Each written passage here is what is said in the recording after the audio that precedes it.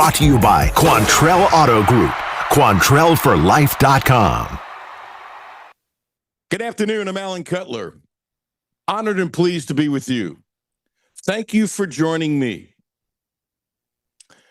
I'm going to surprise you. I'm going to say something positive that happened last night, and it's going to be short. And then I'm going to use a word that I'm very careful, really careful about not using. As a matter of fact, it was my instant thought last night, and I slept on it and said, okay, do you change your mind this morning? And I did not. Let me tell you, we got a hell of a show lined up. Besides a monologue that I think will be powerful, Mike DeCourcy of the Sporting News, Sean Woods, Jim Master, two-time guards for the University of Kentucky. Everyone will be no filter. Plus, on top of that, we hope to have Stein with sound that's fresh, and I think you're really going to like it. Cam, Marino, Dennis Gates, and some comments from some people who love Kentucky, might have played for Kentucky, that you probably are feeling the same way. Oh, Jimmy, do I have to say something nice? I guess I said I was going to. I need to, right? Have to keep my word, right? Yeah. Okay. The best thing of last night, you're going to think I'm being sarcastic. I'm not. I'm serious. Mark Pope acted the right way with Tom Leach last night. He wasn't a jerk. He was a jerk before. Seriously. Sorry, Mark, you were, and I've said that. And that's not the first time he's done it. He answered questions last night. That's what you get paid to do. That's what you should have the discipline to do. So I applaud him. I don't know if he figured it out on his own or he apologized privately or somebody told him. Doesn't make a difference. He fixed it. He had a problem. He fixed it. It was an awful problem. Not the end of the world. So good for you, Mark Pope. Okay, here's the word. They choked last night. This Kentucky basketball team down the stretch choked. You can disagree. I got no problem with that. I've been doing this a long time. After a horse puck first half where they were laborious and painful to watch, I don't understand why you can't take the ball and run with it, whoever the hell is bringing the ball up. Whoever's bringing the ball up. You know, pacing was what was pounded into our heads with Pope. And he's right, but they also weren't moving. This is basketball. It's meant to be running. It was disgusting. It was disgusting. As a matter of fact, there was a point last night, I forgot what the exact words, you know, they put up on the screen, get up and cheer, that kind of thing, and nobody got up and cheered in the first half. And they put it up, at least I saw a couple times in a row, nobody moved because people were ticked. Do these kids understand how ticked off people are at them? And they should be, by the way. They should be. No disrespect to Transy, but if you don't want to take this heat, go play for Transy. And by the way, Transy's great. It is great. Okay? Go play for Transy. This is part of playing here, and I don't understand how they're this bad. It's a bad basketball team right now. They are. They're a bad basketball team based upon what you expect to have at the University of Kentucky. I don't want to hear Pope again talk about how this team is as close as any he's been around. Really? How about the national championship team that you still are part of a large group of people who text each other all the time, and the bond with some of those guys is a lifetime bond. I don't buy it. Now, I'm not ready to go here, but I'm telling you what some people are saying. And again, I'm not ready to go there. There are some people who believe Mark Pope might be the Kenny Payne of Kentucky. That's pretty strong, Jimmy, don't you think? Yeah. I'm not saying it. And by the way, if I wanted to say it, I'd just say it. It's my show. Say whatever I want. It's lovely to have this kind of freedom and power, to which, again, I thank LM, Lynn Martin. But that's the thought process out there. As I was leaving last night, there were a number of people who I heard screaming, "I'm never coming back." And by the way, do I think most of those people come back? I do. I'm going to guess just about all of them will come back. But that doesn't mean they're not frustrated. And they have a right to be frustrated. They do. They have an absolute, unequivocal right to be frustrated when Pope says, with the personnel we have, we're playing with no pace. Hell, it's his team. He put it together. Somebody suggested to me last night at Rupp that, hey, Pope needs a general manager to pick the team. Oh, no, you can't do that. You can't have a head coach in basketball have somebody else pick the team for you. You just can't. Because if you really need to, then that person shouldn't be the coach. This is not football. And by the way, Stein makes the final choices. His coaches and his GM help a ton. No question about it. No question about it. Before we get more into last night's game, let me give you a little tip about Saturday night. Jimmy, did you see where Mississippi State has won 6 games in a row? I did not see that. And they blew out Oklahoma last night, 72-53. It was 27 at the half. I love Josh Hubbard. I've loved him since the first second I saw him. If he was 6'4", he'd be in the NBA now. Jimmy, how often have you seen a kid go 1 for 7 from downtown and score 30 points? Your eyebrows raised, right? Yeah, especially in this day of basketball. Yeah. By the way, he ended up being 11 of 22. So he was 10 of 14 from twos. In the last 2 games, this kid has had 68 points. I love his game. I don't like his game. I love his game. So if you think Mississippi State was going to be a cupcake, no. I'll give you a little tease. I don't tape a lot of interviews. There's no question what I taped this morning for my show here. I'm not saying in the history of my career. For my show here is by far the most emotional interview I've ever taped, and it's not even close. And yes, it has Kentucky ties. I will say the person I was talking to literally was sniffling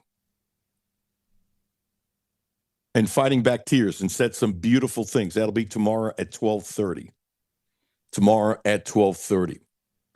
You know, I'm not as upset that these guys are bickering a little bit. I'm really not. Now, if it's bickering because you're bickering, or if it's bickering you don't like each other, that's 2 totally different things. They should bicker. I mean, they really should. I don't see why they shouldn't bicker. I have no problem with that. This isn't a kumbaya world. It's just not. And bickering doesn't mean you don't get along. Bickering doesn't mean you do get along, and I don't think these guys get along. I just don't, and I'm not backing down for it. And when I keep on hearing how much these guys love each other, I don't buy it. What did Jonathan Davis say the other day? I love that 14-14 team, the first Pitino. I love that team. They ran, they pressed as they could, they shot threes. They were so much fun to watch. And he said a lot of those guys couldn't stand each other. And by the way, this is not breaking news. That I had never heard, by the way. That I had never heard. I had heard that not all the guys are super close, and that's no big deal because you got all those guys that's, you know, everybody's got cliques and that kind of stuff, and not all the time does everybody just love each other. And there's nobody in the world who's followed Kentucky basketball thinks that team that went 38-0 that they loved each other. You're going to tell me Booker and Ulis like the Harrison twins? You think the other guys like the Harrison twins? I'm sure they had some friends, but no. So you can get around that. The best example is the Oakland A's. Jimmy, before your time, they win 3 World Series, if I recall, and Dick Williams was the manager. And those guys used to fight all the time, and some of these guys really couldn't stand each other. But when they crossed that line, they played their fannies off, and they had a ton of talent. And Dick Williams wouldn't take crap from anybody. So they played the right way. They did play the right way. So it's a story if guys don't like each other, and I get it, or gals don't like each other, and I get it, but that doesn't automatically mean that there are issues. By the way, some of you think I'm tough. This is just honest opinions. That's all. But because of the way I present it, some of you think I'm tough. That's fine. I'm organic. This is real. I know there's so many people who do what I do, who push and push and push for clicks. I don't do it. Don't have to do it. Don't want to do it. Just, it's not me. But it's interesting how Goose can say something strong, and because he's Goose, everybody loves Goose. Goose does a great job on radio and is a wonderful ambassador for the program, and he said on the pregame show, it's not the first time I've quoted from something he said on the pregame show or the postgame show, but it's Goose. They play like robots. I loved it. I got my ears in. I'm listening. As I'm walking into Rupp, I went, wow, Goose, you did it again. It's honest. That's how he feels. Yet by the same token, after the game, Goose did a really good job. He had Marino. You know, they're both from Scott County, and he's known the kid for a long time. And I hope we get to the sound today, but Marino took the blame for the loss, which I thought was ridiculous, and so did Goose. He missed a rebound that he should have gotten at the end of the game. Should have gotten it. Am I going to rip the kid for it? No, because they lost the game in 9 million other ways.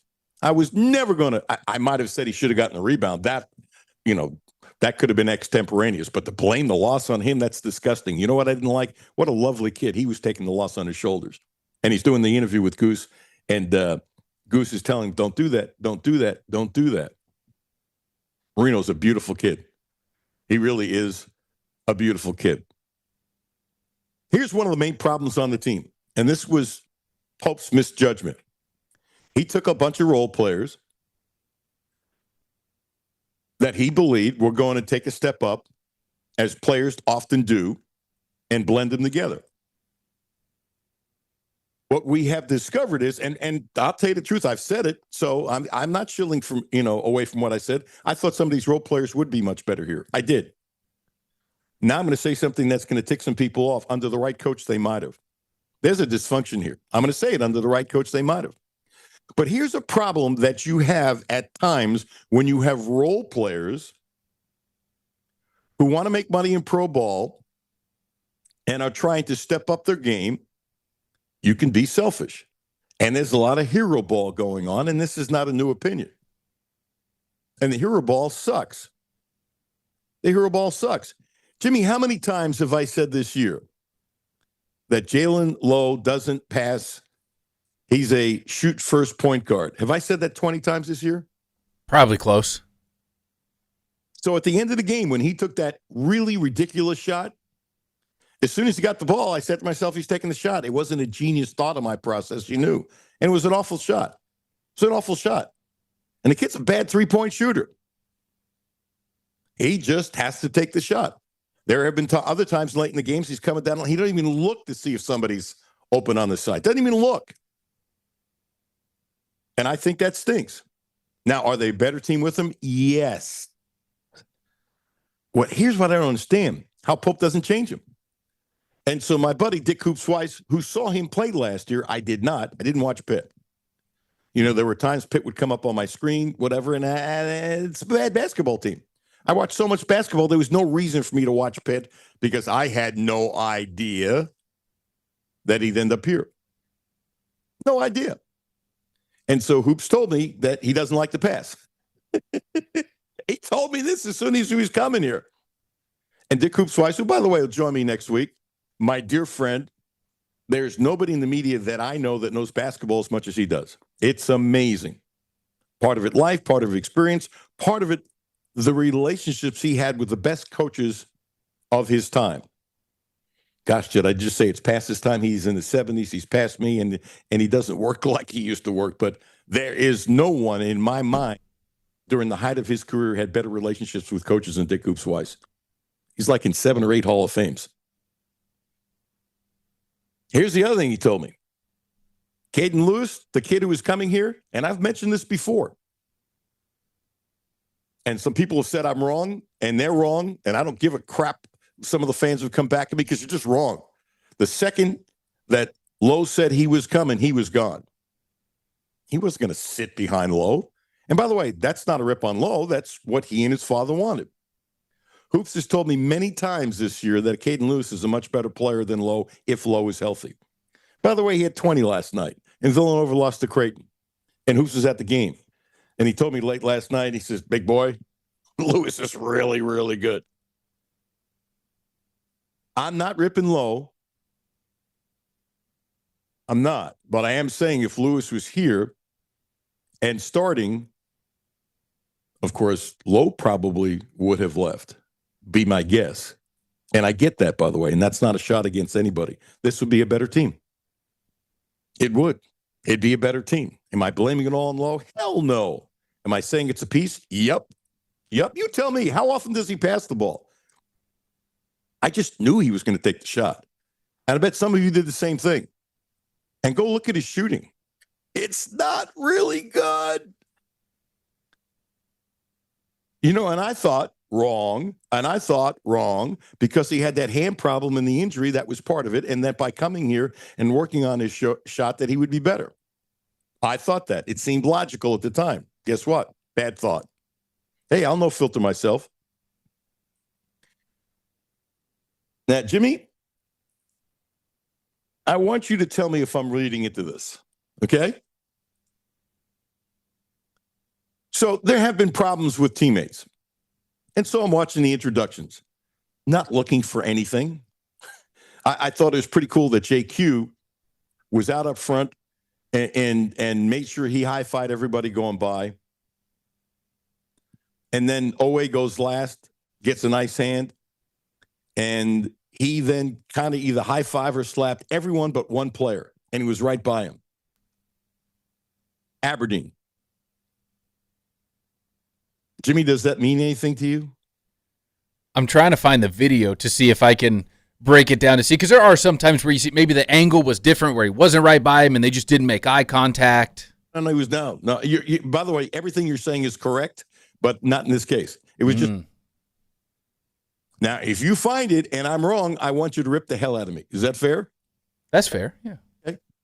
Now, you want me to be wrong so you can rip the hell out of me, right? No, now I just really want to try to. I can't find. I'm looking on Twitter. I don't see it, but I'm looking back. There are tweets looking back. I just looked up Owe Aberdeen. Going back for like 6 weeks now, there's people saying there's a weird thing between Owe and Aberdeen. So this has been ongoing between fans.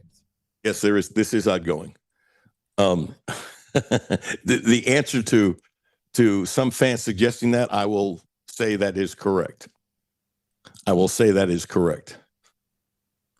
I just thought it was fascinating. And by the way, Jimmy, I wasn't looking for it. Actually, I was looking because I thought it was pretty cool that JQ was that up front making a point that everybody had to go by him the way he slapped it. I thought it was pretty good. Here's the thing on JQ. And Jimmy, I bet you I've said this at least 10 times through the course of time, if not more. And what did I say about JQ when he came back? That when he came back, even if he had a good first game, you have to give him time. He's not going to be comfortable. He's working on his body. He missed basketball for a long time. There's two parts of rehab, the mental and the physical. Obviously, he's got the physical back. I don't know if he has the mental back. That is not a negative comment. I believe I said if he was back before the season, if he was back by mid-January, that would be good. And I said at the time, that's a guess. And I said, you got to give him a month to get comfortable playing basketball again. I said it then, and I believe it now. Last game, he had 4 shots. This game, he only had 1. You know, the thing about that, you would think, wouldn't you, Jimmy, that offensive rebounding-wise, he would get a couple more shots that way. Not 10, but maybe 3 or 4 off the boards. He had 4 rebounds, 4 fouls, an assist, 2 turnovers. He had a steal, a -9. He played 18 minutes. He wasn't good last night. I'm not down on him at all. I applaud the kid. If he says he's comfortable right now 100% like he was in the good old days, I'd probably want to look him in the eye and say you're a liar. And then maybe a month from now when he's more comfortable, he might say I'm more comfortable. I just don't believe it. It's just normal. It's absolutely unequivocally normal. Now, if you look at Owe's numbers and you didn't see the end of the game, you said, hey, the kid played a good game. One of the things that was very impressive, he had 4 steals. I like the 4 assists. He led the team in steals. He tied for the lead in assists. By the way, Lowe played 28 minutes and he had 2 assists. I think that stinks. Jimmy, you agree with me? Your point guard plays 28 minutes and he has only 2 assists. I think it stinks, the way I like basketball. And by the way, I'm not suggesting he should have 12 or something like that, but it's reasonable to suggest he should have between 4 and 8. Don't you think that's reasonable? At the very, I'm like 4 would be the low end. Yes, I'm being kind when I say it just stinks.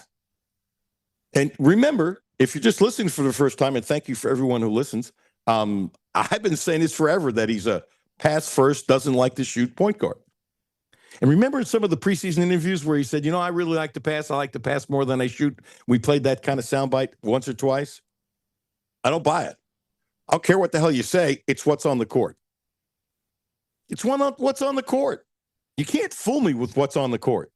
I'm sorry. You can't. You just can't. Doesn't work that way. It's never going to work that way. There are too many smart Kentucky fans who see through it. They do. They absolutely do. My friend J.D. Shelburne, the musician, who, by the way, is booking dates with 26, and I retweeted it just because I like J.D. He's a really good guy, and he's one of the most positive Kentucky fans you're going to find.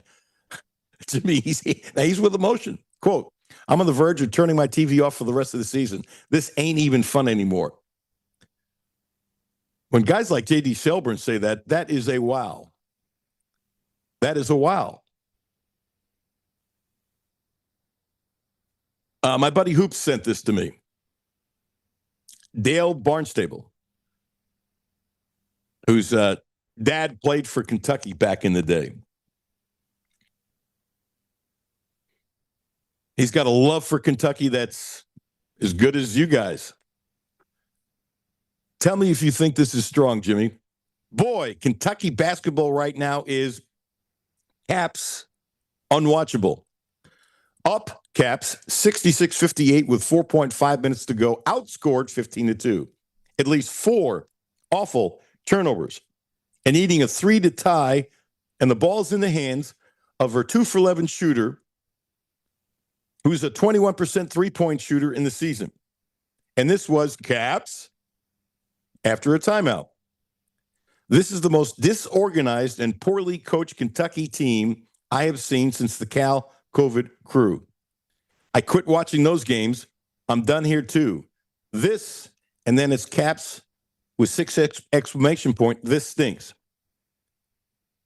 I actually believe there's more people that think like that than the people who are still on the bandwagon think. That's what I believe. Very, very, very unscientific. Very unscientific. So Hoop calls me up after the game, and he didn't watch the game because he was at the Villanova game. Big boy, what do you think? And I went, they stink. And he starts laughing. And and he's been doing this for a while. Usually my opening line for the last 3-4 weeks has him laughing. So Joni, his lovely wife, he puts on speakerphone so she can hear what I'm saying, my first thing, and she's laughing. And then I explained why. They choked last night. They choked. They absolutely choked. Jimmy, you think that's too strong? No, when you've got that kind of lead and just watching the way the game unfolded going down the stretch, it wasn't like it was all just really tough breaks or bad breaks or unlucky plays for Kentucky. Like that, no, that's not what it was. It's bad. And by the way, that doesn't mean you're going to choke the next game. This was a choke job, and these kids have to fess up to it. I've told this story before. I'm going to say it again. Lee Trevino, one of the great golfers in the world, and his record against Jack Nicklaus back in the day, I think he played Jack better than Arnie did Arnold Palmer in the last, 8-10 years that they hooked up. Now, Arnold was also past his time by then. Okay? But to me, nobody was tougher on Jack Nicklaus than Lee Trevino, who I think he had a 6th grade or 7th grade education. And Jimmy, I don't know if you know the story. He used to hustle money, taking a Coke bottle. I don't remember when I was a kid. I don't remember what it was like for you. Those Coke bottles were so thick. It was glass. You could drop them, and they often wouldn't break. He would use the bottom part of the Coke bottle to hustle to make money on par threes and win money. I never forgot that. He had a hustle. One of the smartest people I ever met, and didn't get through high school. And he's here in Lexington. And I don't know why I asked him that. And the topic came up, and I said, do you ever choke? And he said, yes. He said, when I win a tournament, I choke, but I choke less than everybody else. I thought that was a great comment. The best thing these kids could do is admit that they choked. That would be the best thing they can do. Because until you admit it, what good is it? What good is it? These kids need to be honest with themselves. And these kids need to, I guess they can't be too honest, can they? Can they be too honest? Probably would be difficult. Probably would be difficult.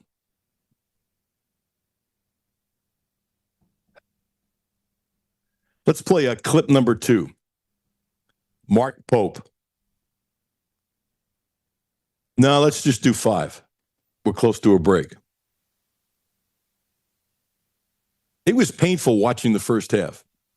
It was painful. And it's nice for Pope to say, you're a fan, you can complain all you want. Thanks, Mark. Appreciate that.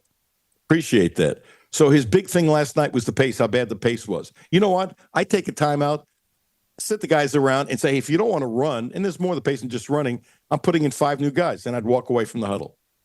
It was painful watching them in the first half. This is clip number 5. And there's a part of this that really ticks me off. Here's clip number 5, Jimmy. We're working hard to really just simplify everything, just so simple. It's a work in progress, and it is frustratingly slow. It just is so frustratingly slow.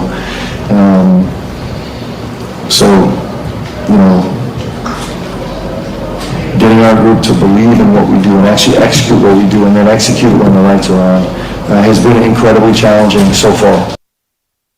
So far. So what did I say early this week? That these 3 games were pivotal. And I said if they lose all 3 games in this stretch, they're not going to the NCAA tournament. That they had to at least go 2-1. And I got to tell you, if they lose to Mississippi State and at LSU, and they lose these next 3 games, unless there's a huge change to this team, I don't see how the hell they do it. Sarcastically, Kenny Rice sent me a note last night with 3 letters in. Jimmy, you ready for this?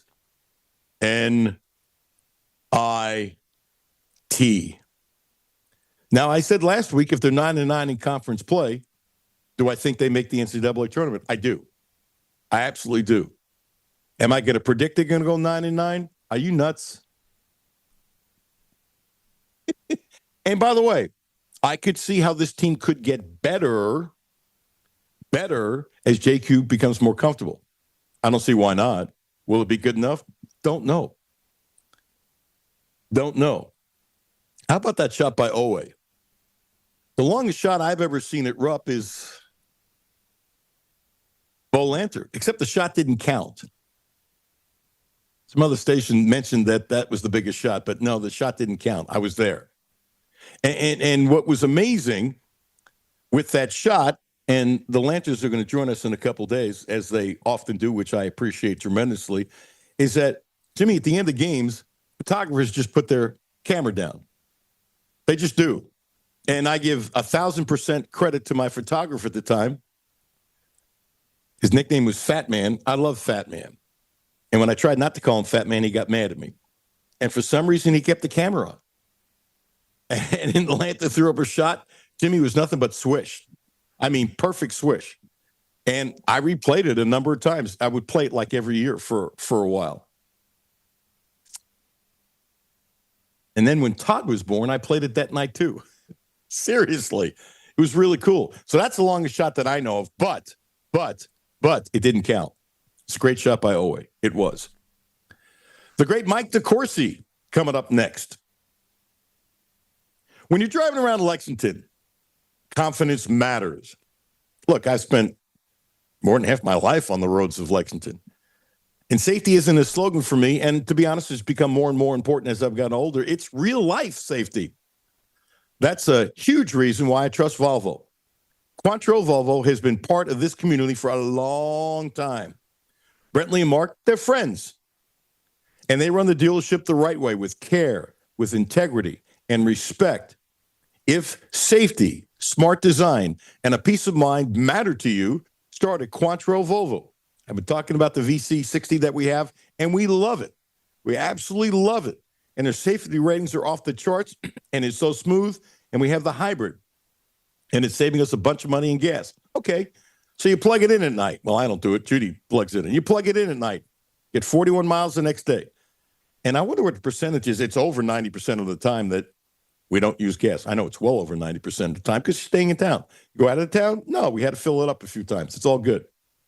They are now offering 0% APR, 0 for 72 months on select 2025 models, or 0.99% APR for 36 months on select 2026 models through February 2nd. Visit QuattroVolvo.com. See dealer for details. The great Mike DeCourcy coming up next, then Sean Woods, then Jim Master. I had all this football to do. I don't know how I'm going to get it in. Alan Cutler, 1300 AM, 92.5 FM. No Filter Radio with Alan Cutler, brought to you by Quantrell Auto Group. QuantrellForLife.com.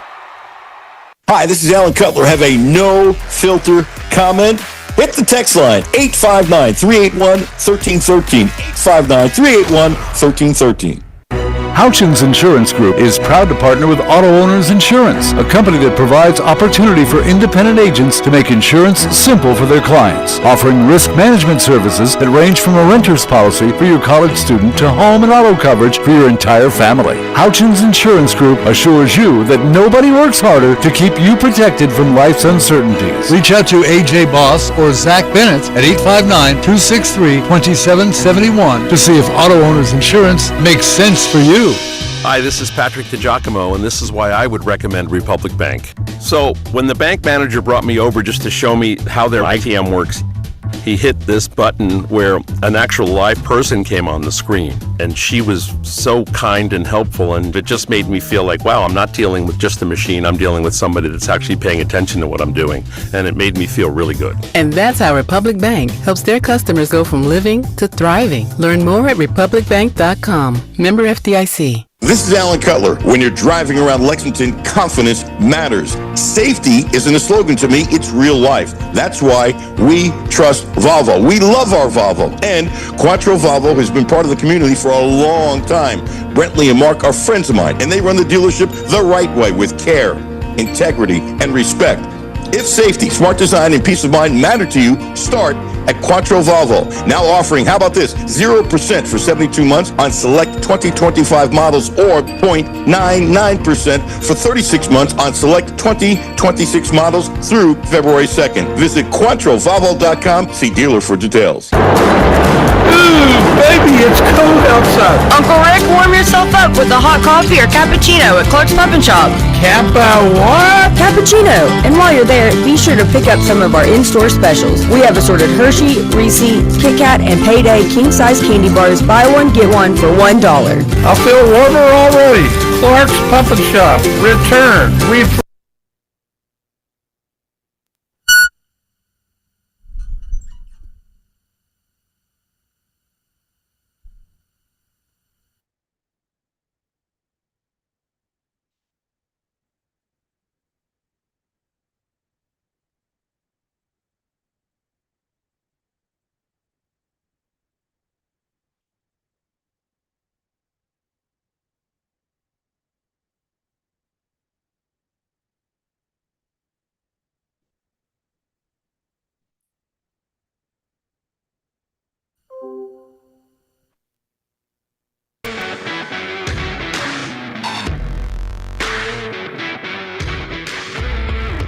Welcome back.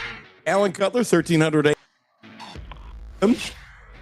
Do we have Mike? I am here, Alan. How are you? Horsey, how are you, sir? I'm doing great. Which means you're doing better than Kentucky fans, Mike. Yes. Yes. Last night was frustrating, no doubt. Yes. I was scrambling. I wanted to play a soundbite. I don't have time now to cue it up. I don't want to take too much time, but I just want to paraphrase it.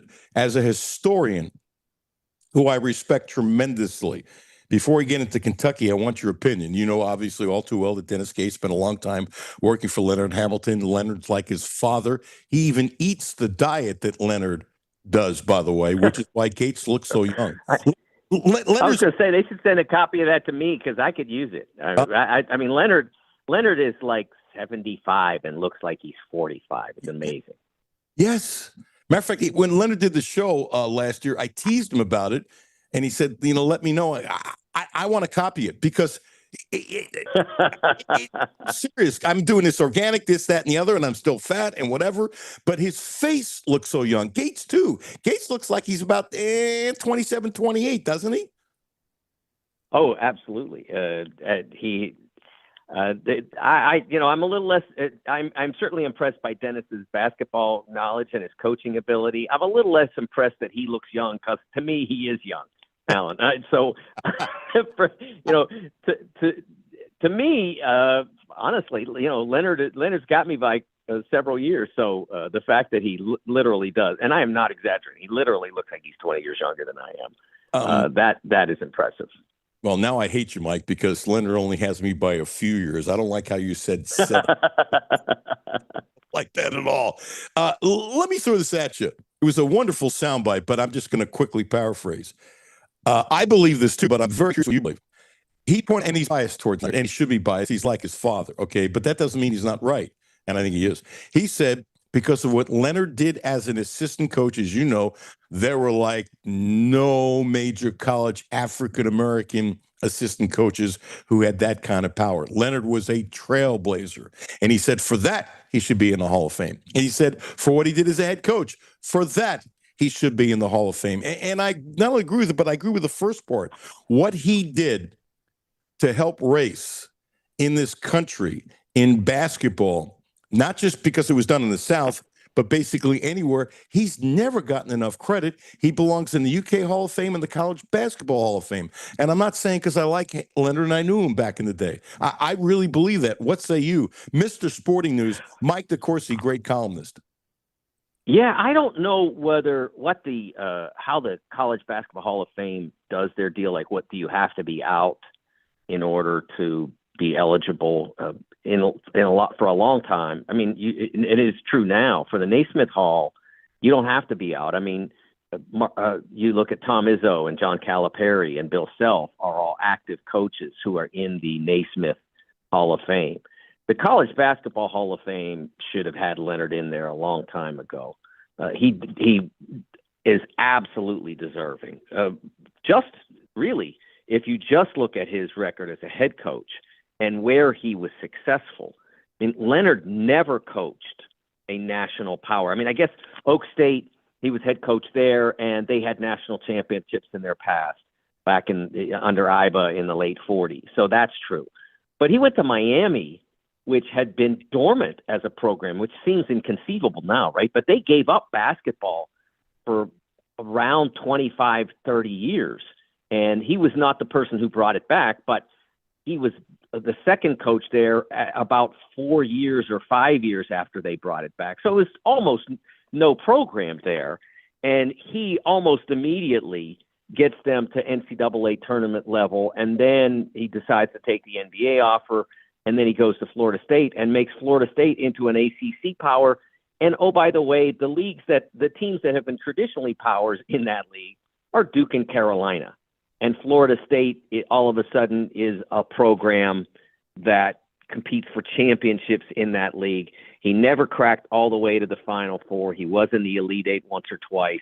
He was in the Sweet 16 three times. He absolutely belongs in the Hall of Fame. And then I didn't even bring up what he did working for Joe B. and his obvious tremendous importance to the 78 championship. He was the good cop as Joe B was the bad cop, and that's not being disrespectful to Joe B. That's just the way it was. And if Joe B was here, I can feel Joe B. He would just nod his head. Yeah, you're right. I don't want to get too much on Leonard, but I really believe from talking to him that he still wanted the coach. And I also believe, and then I want you to please respond, that the last couple of years they used his age recruiting against him. And I think he'd like to coach. I think he could coach. I think he'd be a hell of a coach. But he's at that point where he has, I believe, like a Jim Boeheim syndrome, because at the end of his career, you know this better than me, Boeheim couldn't recruit. They say, you're too old. He's not going to be there for 4 years. Not that kids are there for 4 years anymore. But I think Leonard still has a lot to give and wanted to. Well, I'll be honest with you. I haven't spoken to Leonard about that, about what his thoughts were. I mean, 77 years old is a heck of a career. And if he still wanted to be active and involved in the game, I'm sure there are ways in which he could, that other than being a head coach, if that was something that he wanted. Boy, I'll tell you what, if I'm a young head coach and Leonard Hamilton says, hey, I kind of still want to be in, whoa, how fast would he be on my right hand, right? Yep. He would be there in 3 seconds. Yep. So I think that if he really wants that, it's still out there for him. There's no way I wouldn't be interested in having him on my bench if I were a young Division I, especially Power 5 head coach, where you're going to get scrutinized. Gates had a great line, then we'll get off of this. He said, if I call him 1 or 2 o'clock in the morning and I think he's sleeping, and they'll say, Coach, are you sleeping? And he goes, I was waiting for your call. Is that beautiful? It is wonderful. It's awesome to see the way older coaches can mentor young guys like Dennis. Dennis is a great talent and a really good young man. I mean, like I said, he's a young man to me. And I've known Dennis since he was, I guess he was a grad assistant at Marquette under Tom Crean. And I've known him, so what, it's now almost 25 years or so. And he's a wonderful young man, and it's really cool to see him succeeding. Although I know that most of the people, if not all the people listening to my voice now, would rather he hadn't succeeded last night. Mike, you're getting old when you call him a young man, so I'm sticking that on you. I gotta get you that back a little bit. Yeah, Leonard has so many years after me. No, he doesn't. Okay, so I'm very careful about this word, Mike, and I'm gonna bet a coffee. You're gonna disagree with me, and that's good. You're classier than I am. I'm stronger in my opinions. Doesn't make me right, doesn't make me wrong, but my respect for you is off the charts, but you already know that. I'm very careful and very judicious how I use this word. I almost never use it. I believe it last night. It doesn't mean it's the rest of the season. When you're up 66-58 and there's a 15-2 run and you have 2 turnovers in the last minute, and then you have your point guard who doesn't like to pass and is not a good shooter take a ridiculous shot at the end of the game because he just has to take the shot. Point being is, I believe just last night, I'm not calling the whole team this. I believe last night they choked at the end. Yeah, I wouldn't use the word in that circumstance because usually that is a word for a moment that might come up. I think they certainly it was a collapse, and I saw a team that was obviously feeling pressure. I think that playing at Kentucky is different than a lot of places, and I think that was a factor. But I see a team that doesn't have confidence. And I think part of that is that, I mean, in all honesty, they are carrying a lot of baggage for a team that no longer exists. And what I mean by that is that the team that struggled against Louisville, against Duke, I'm trying to remember the schedule now. Some of the early, they didn't play Duke. I think it was Michigan. Yeah, it was Michigan State, not Duke, that played them in the Champions Classic and handled them pretty well. They're carrying the baggage of that team, and that team doesn't exist any longer. This is a different team now. But this team is 2 weeks old, and everybody else is 8 weeks old, and that makes a difference. They are not where they need to be, and it's hard to close that gap when everybody else has had basically 8 weeks to figure out who they are, what they are, how it works. They've had 2 weeks and maybe 3, but that's the problem right now. And when they got into circumstances late last night, they did not have a clear path to what would be successful because they hadn't been in a circumstance like that. They had either gotten smoked or smoked the opposition. That was that was the reality. They were not in the only game in which they were close was the Carolina game. And in the Carolina game, they were, again, not this team. It's a different team. You have Denzel Aberdeen out there running the point without a great handle on how that job works. And it didn't work in that game because of that. And last night, yes, you had Jalen Lowe, but there were times when he wasn't in the game. There were times when I honestly thought that there was an opportunity to call a timeout after a defensive rebound where Denzel was in the game and Jalen was not. It was very late. I don't remember the exact time and score, but it was late and it was a crucial possession. And I looked at immediately when I was watching. Okay, because I don't always log that in my head. Okay, how many timeouts? 2. You can use it. Call it and do the offense-defense sub. And you don't necessarily have to take Denzel out, but you had to get Jalen in to run a better trip. And they didn't, and they didn't get a good opportunity.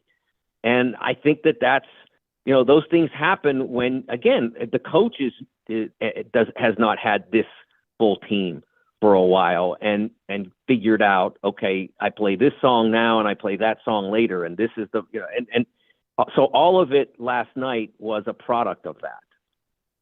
By the way, backing up what you said, the other day we played the soundbite. Mo Diabate said, with this being a new team, Pope changed the offense, and he said, we're not comfortable. We're doing where we're going. Yes, we will be, but he said, we're not comfortable yet, and I think that's what you're saying. And you saw that, and I agree. It is a new team. He changed the offense.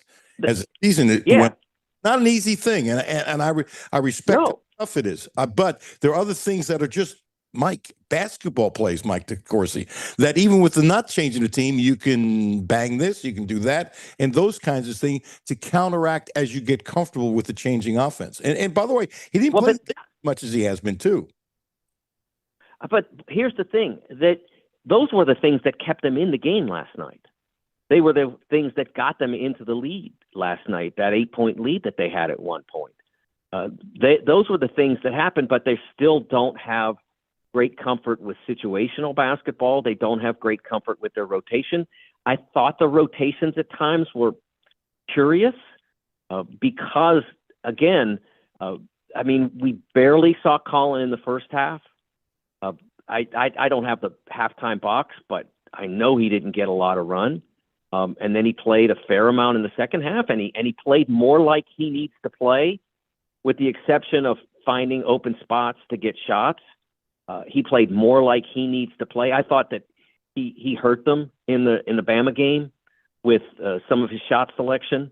I thought that was problematic, and I don't know if that was why he didn't play early against Mizzou, but the fact that he played so much more in the second half than he did in the first was different. Garrison, same thing. And Brandon played really well for stretches. And this is what you're up against. Brandon played the best basketball that I can remember him playing in this season for a stretch of about 6-8 minutes or so in the second half. And then he makes the pass that he should never have made. Those kinds of things are what happens when your rotation is thrown off or adjusted.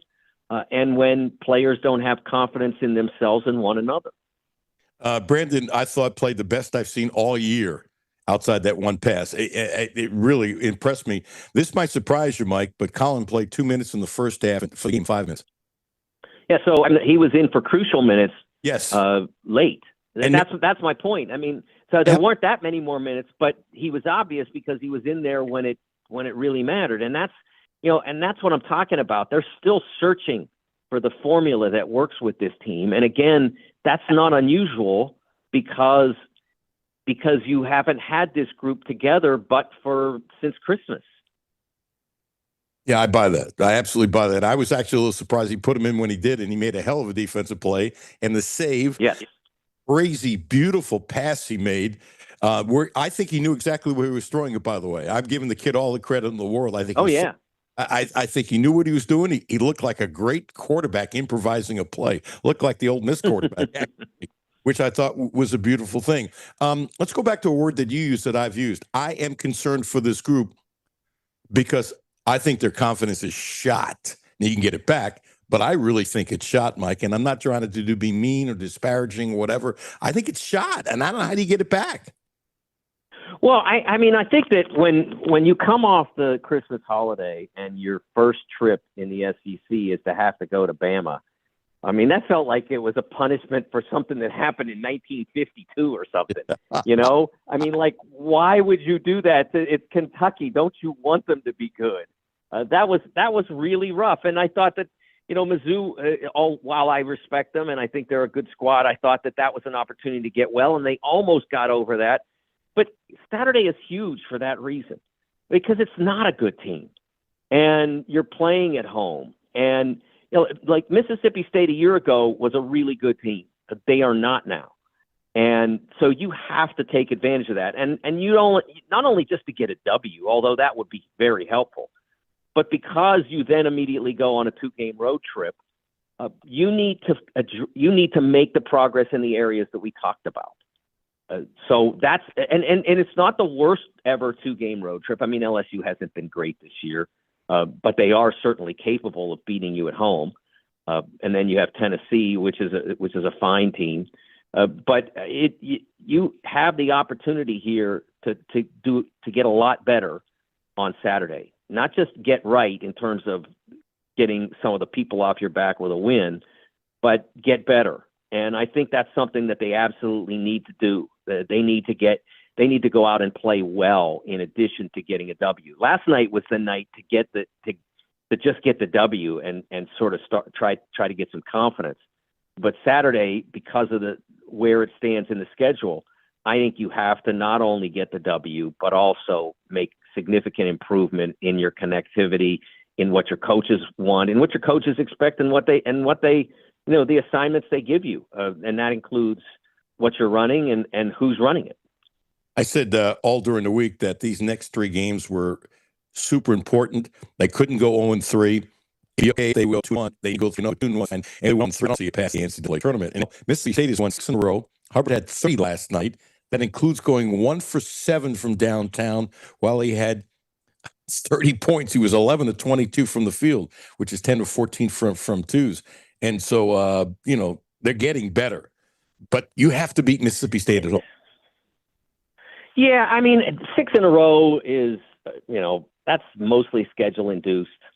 They played a very average Utah team. It's not below average LIU, which is a really good low major, but it's still a low major. And they barely won both of those games. They barely beat Memphis. They beat the heck out of Alabama State, and then they barely beat Texas. And so they're winning on the road there. Now they did absolutely smoke out Oklahoma last night. Oklahoma was almost, they were never in that game. So that's the one that maybe they're getting some confidence, but you've got to break that confidence, and you've got to break it early on Saturday night. The crowd at Rupp and the rotation that begins the game, those guys have to send a message to to Mississippi State that this is not a night for you guys. That's what they have to accomplish, and whether they do that or not, we will see.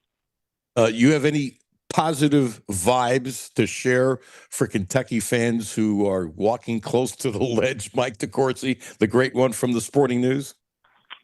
Well, I think that what you have to understand is that when you talk about path to the NCAA tournament, you have to see, I look at the top of my bracket and I am breathless. I mean, it is absolute art when I look at the top of my bracket. My first 3 lines, the first 3 seed lines, all have legitimate champion. There's no pretenders there. Everyone is a championship contender. And on my 4 line was Illinois and Alabama and Carolina, Texas Tech. Wouldn't shock me if they could find a route to get to the Monday night and get to the platform. But then I look at the back of my bracket and I'm wanting to hide my eyes. I mean, it's horrendous. It is absolutely frightening what I have to put in this tournament. Another reason why the idea of expanding. If you're a Kentucky fan, do you want to be sitting here with a 9-6 record and the loss that happened last night thinking, we're still going to get in? There's 76 teams. We're still going to get in. Where are they going to find 76 teams if not with us? Or do you want to say, we need to get better so that we belong in the tournament? That's one of my principal objections to this whole concept of expanding the tournament, Alan, is that Kentucky should be sweating right now. UCLA should be sweating right now. I mean, not sweating the sweat of late February, and we're not all the way there, but sweating the sweat if we don't get this together and get it right, we might be looking at the bubble or worse. That's what they should be feeling right now. And if it was 76, they'd be like, we go 500 the rest of the way. How are they not going to put us in? They got to put somebody in. And that would be horrible for the game. The game shouldn't be like that. Like I said, Kentucky right now, UCLA right now, they've earned the sweat that with the way they have performed. They have earned that precipice, and I'm perfectly happy to see them both fight back off that. I think it's obviously great for the tournament if those guys are in there, and I think they both have the capability of doing that. But it shouldn't be easy to get in, and if we go to 76, they'd have to both collapse in order to not make it. Yeah, I can't stand the expansion too. We agree 1,000%. And they should have to sweat and work to get it in. I have nothing wrong with that. Mike, give yourself a great plug.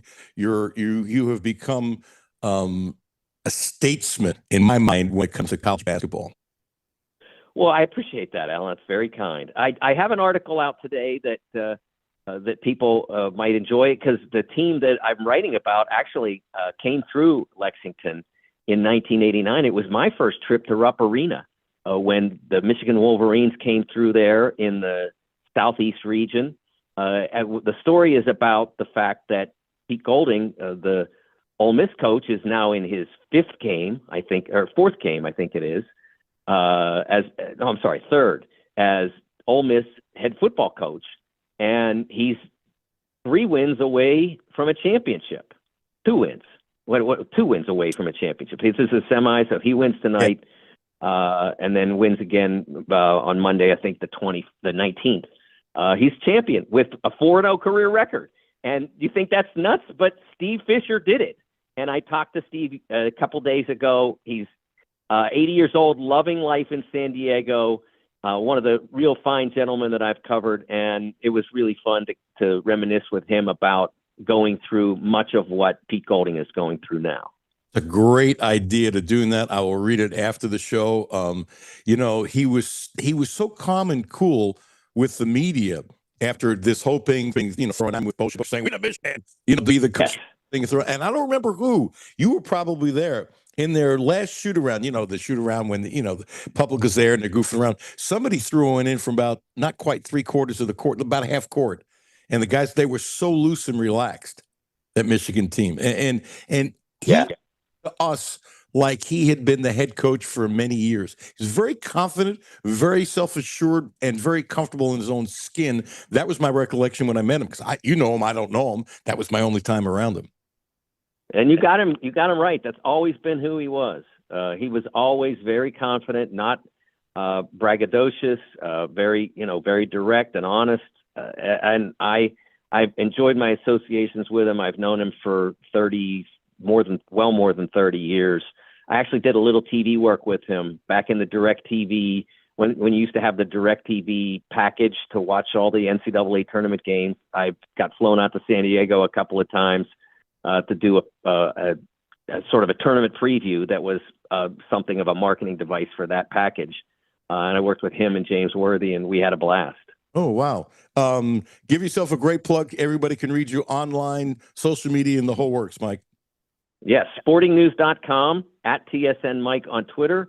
You can see me on the Big Ten Network most Saturdays when we have game schedules, and my brackets come out on Fox Sports social sites, CBB on Fox, which carries you through Instagram and Twitter and some others. CBB on Fox, and my brackets come out every Tuesday and Friday, and so I'll have one out tomorrow before noon. Shame on me. I tell you what I'm going to start doing. I'm going to start making mention of your practice on Tuesdays and Fridays. It's Ed just wrote it down. I appreciate that. I owe you that. Not only that, but you're really good at what you do. So it goes twice. Really quick. I shouldn't say this, but the Pittsburgh Post-Gazette is folding. No. Is that a sad day, or is it just me? Oh, it's devastating. I mean, this is the biggest city in America that won't have a primary news site. We do have the Pittsburgh Tribune-Review, but the Tribune-Review sort of scaled back a little bit a while back. Now they may ramp up their production and reattack the city, so to speak. They had, when the Pittsburgh Press died in '92, where I worked, the Tribune-Review came in and kind of tried to fill the void that we left, and they did it for about 20 years and then scaled back a little. Maybe they look at this as an opportunity to come back in, but if that doesn't happen, it'll be the biggest city in America that doesn't have a primary news source, a print type news source. And it doesn't matter whether it's published online or in paper, newsprint. The idea that there's nothing is incomprehensible to me.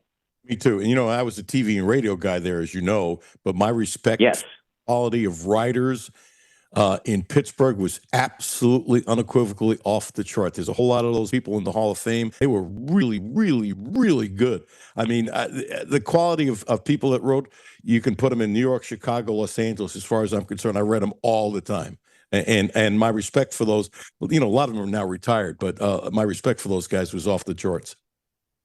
Yeah, they're tremendous writers like Ed Bouchette and Dave Molinari, both in their respective sport Hall of Fames. Just great talent, and the idea that their successors will not have an outlet. They've got a great group, especially on the Steelers. Great people that cover that particular team, and I hope that they figure this out. I hope that that's not as final as they made it sound on Thursday. Sounded final to me. Bless you, man. Appreciate you tremendously. Thank you. Take care, Alan. See you, man. Mike DeCourcy, the great Mike DeCourcy. He's one of the special dudes in the business. And it's funny. He is a statesman. I think I took him back by saying it, but it's true. He's like a statesman. He is a statesman with his knowledge and a little tidbit. And we're going to go to Sean right after the break, Sean Woods. Relationships. The key to this show is the relationships I've been very fortunate to have with people who played for Kentucky and some other people that way as well. And Jimmy, what a great idea to talk to Steve Fisher and relate that to what Pete Golding is going through. That's a brilliant idea.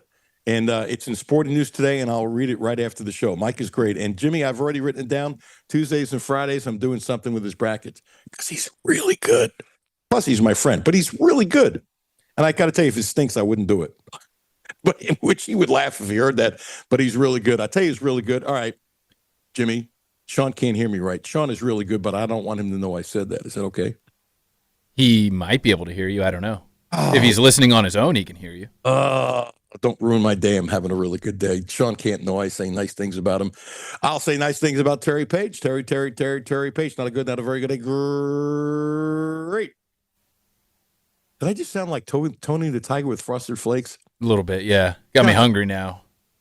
I had no idea I was doing that. She's a great licensed massage therapist. I used to love Frosted Flakes. I won't eat them now, but I used to love Frosted Flakes. I mean, I could eat I've eaten at times a half a box with like a gallon of milk. It's not an intelligent thing to do, but I've done it many times. You too? We've all been there. Oh yeah. Box is a serving size to me. But you can't do it all in one bowl. They get too soggy. You got to do multiple bowls. Multiple bowls. Oh no, yeah. I don't. I'd eat it so fast it never got soggy. Yeah. It's terrible. Terry Page. Appointment. That's how good, in my opinion, that she is. 859-373-0578. Sean Woods coming up next. Alan Cutler, 1300 AM, 92.5 FM. Group, QuantrellForLife.com. Hi, this is Alan Cutler. Get time to really listen so that we can move our mission forward.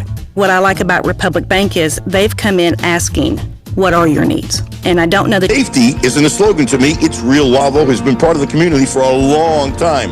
Brentley and Mark are friends of mine, and they run the dealership the right way with care, integrity, and respect.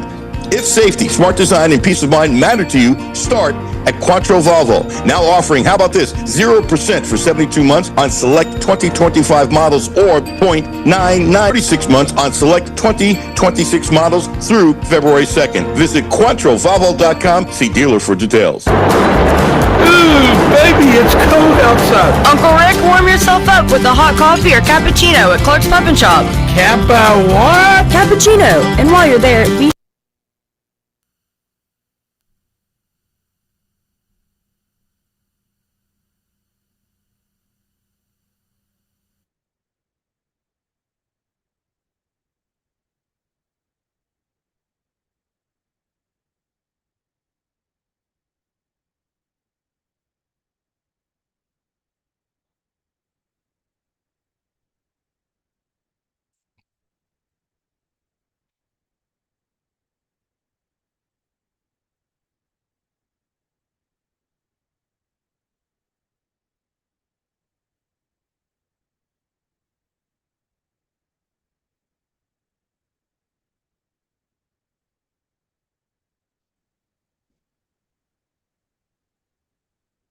ESPN Sports Radio 1392.5, WLXG Lexington, and LM Communications Broadcasting Station. The only no-filter sports show in Kentucky. It's the Alan Cutler Show with award-winning TV sportscaster Alan Cutler. We're still trying to figure each other out. Guys coming back from injury, figuring out where people fit, different lineups and everything. So we're just trying to figure that, trying to figure that part out right now. But we're working and we're trying to get better. That's Marino, one of the lovely young men who happens to be a future NBA player down the road. I think he's having a hell of a freshman year. He's got a long way to go. I think he'll get only better and better. I think he'll get much stronger and much better next year. And a great young man, just a great, great young man. And I can't call this guy a great young man anymore because he's too old. Ladies and gentlemen, without further ado, my dear friend, I got the first shot in today. That's not happening enough. My dear friend, former Studley guard for the University of Kentucky under Rick Pitino, Sean Woods. Hello, Sean. Hello, Bubs. If I'm older now, what's that say about you? Ancient. Ancient? Okay. All right. I go with that. Yeah, of course you will. We can't get through a minute without laughing. You're good. I'm going to bet a beer or a cup of coffee. You're about to disagree with me. You want to take the bet? I'll take it. Okay, dude, it's a beer or a cup of coffee. Come on. I'm taking it. Okay, but you paused. I really believe, and I'm not saying this to be mean, I promise you. And everybody does it in life. I believe at the end of the game, this basketball team choked. 15-2 run, 2 turnovers late. Your point guard who loves to shoot and doesn't like to pass, even though he says he likes to pass more than shoot. I've been saying this forever on low. And I knew he was going to take the shot. It was a horrible shot. I mean, I think they choked. That doesn't mean they choked the rest of the season. You're up 66-58. You don't lose the game. 15-2 run. That was awful the last minute. Awful, awful, awful. What say you, Sean Woods? I don't know if they choked. I just think that when you don't have camaraderie, you don't have, we're Lowe's back in. Okay. He's been sparingly here, there. He's playing this game, not playing this game, dealing with the shoulder injury. Now he's in a game where he's, your point guard is the one who brings you home. And I just think that because of his experience this year of not being in those situations, that's what it looked like. Yeah, but it's not like he's a freshman, Sean Woods. I understand, but sometimes you do things that you think you can do that you can't do, or you haven't been in that situation in a while. And, another thing I think is I don't know if these guys even know what their roles are. So if you're the point guard, they haven't been making plays down the stretch while you're not in there. Now the point guard is in there, and he's used to doing that. I thought he did what he normally does. It just didn't transpire like he, like it should have, or he would like. My question is, who else would you have put the ball in the hands of? No, you got to put the ball in his hands. But the choking. And I said the choking was the inexperience of this season. You see what I'm saying? It's just like the big fella who's coming back that's trying to do some things that he can't do right now until he gets his legs up under him.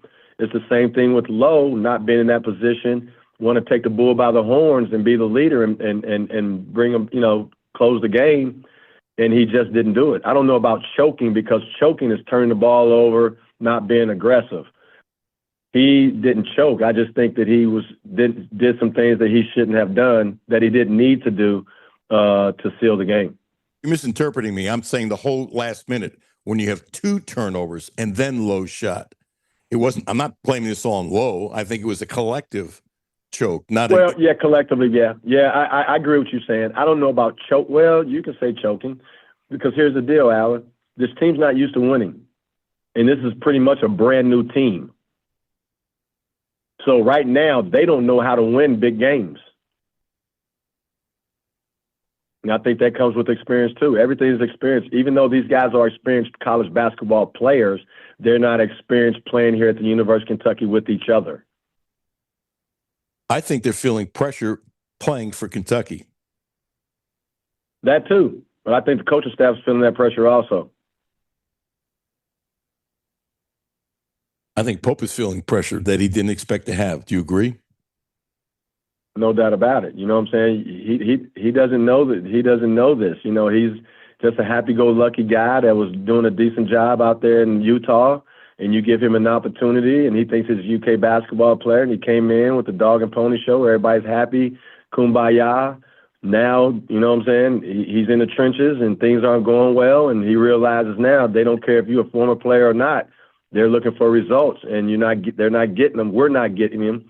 And he's feeling the heat, which any coach in that seat would be feeling. It's unfortunate that you've never felt that way from UK fans being a UK player. You see a way out of this? Do I see a way out? Yeah. The only way out is winning, Bubs. And that's the next game and the next game and the next game. How do they do that? Because you're saying what I believe. I don't know how to win. That you can change it. I believe you can change it. I believe they can change it, but I have no confidence that they will, and I don't know if they will. Well, you don't have confidence because they haven't shown you confidence, and they haven't shown anyone confidence. That's why you're getting all the negative, comments and things like that, because they don't see things getting better. You don't go into conference being 9-6. You don't go into conference usually losing your first 2 SEC games. That's never happened in this lifetime, I don't think, from what I've heard. So, everybody's in unfamiliar territory, and everybody's getting anxious and getting upset, and now you're getting to hear in the comments and things like that, rightfully so. So, it's up to those guys, those 5 coaches that are in those war rooms to figure it out. It's got to come from them to relate to the players to get the results. And as you're seeing right now, that's not happening, and that's what needs to change more so than anything else. And I agree with that, but I don't know if it can change. I hope it does. But I mean, everybody hopes it does. I mean, no matter what, nobody is getting on him because they want to get on him. They're getting on him because of the results that they're getting game by game. Everybody wants Mark Pope to succeed. He's a former UK player. You want your own to come here and do great things and lead this program because, you were a part of it as a player, and they want that. Everybody wants it. This is not personal. This is not, no one's going at Mark Pope personally. They're going at him from a result standpoint, and the results hasn't been good, and you're at the University of Kentucky, and they're looking for results. They're used to winning and winning big, and we're not winning at all from their standards or our standards, and this is what comes with it. They play Mississippi State, as you know, Saturday night, who's won 6 in a row. And I love Little Hubbard. And Scott Padgett has told me obviously he was 6'4", already being in the NBA, had 30 points last night.